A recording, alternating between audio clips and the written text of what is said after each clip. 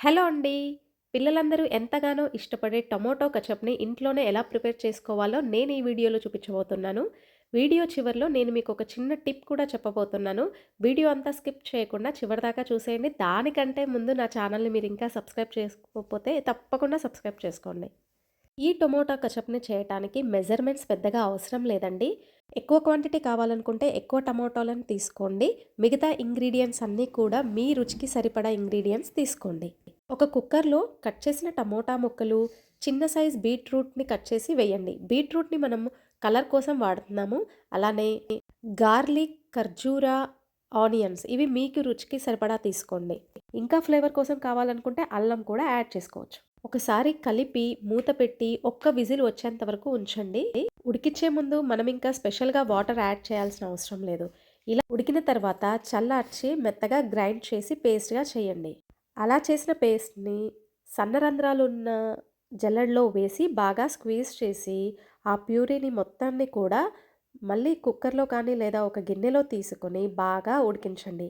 ఇలా ఉడుకుతున్న సమయంలో దాంట్లో ఒక 2, 3 బిర్యానీ ఆకులు మీరు మళ్ళీ రుచి చూసి మీకు కనుక తీపిదనం కానీ సరిపోకపోతే బెల్లం కానీ, షుగర్ కానీ యాడ్ చేయొచ్చు.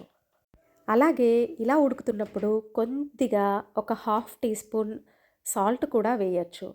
దానివల్ల చాలా టేస్ట్ వస్తుంది. ఇక్కడ బిర్యానీ ఆకు అనేది మనం ఫ్లేవర్ కోసం వాడాం. ఇలా దగ్గరకవ్వగానే ఆల్రెడీ మీ ఇంట్లో ఉన్న బాటిల్‌లో స్టోర్ చేసుకోవడమే అండి. అంతే.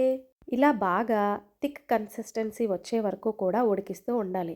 ఒక్కోసారి కొద్ది టమాటాల్లో వాటర్ అనేది ఎక్కువగా ఉంటుంది. ఎంత ఉడికించినా కూడా దగ్గరగా అవ్వదనమాట. సో, అలాంటప్పుడు ఏం చేయాలంటే, ఒక టీ స్పూన్ కార్న్ స్టార్చ్ తీసుకొని కొద్దిగా వాటర్‌లో కలిపేసి మీరు ఉడుకుతున్నప్పుడు కనుక ఆ టమోటా మిశ్రమంలో వేశారంటే వెంటనే దగ్గరికి పడిపోతుంది. నేను చివర్లో చెప్తాన్న టిప్ ఇదే అనమాట.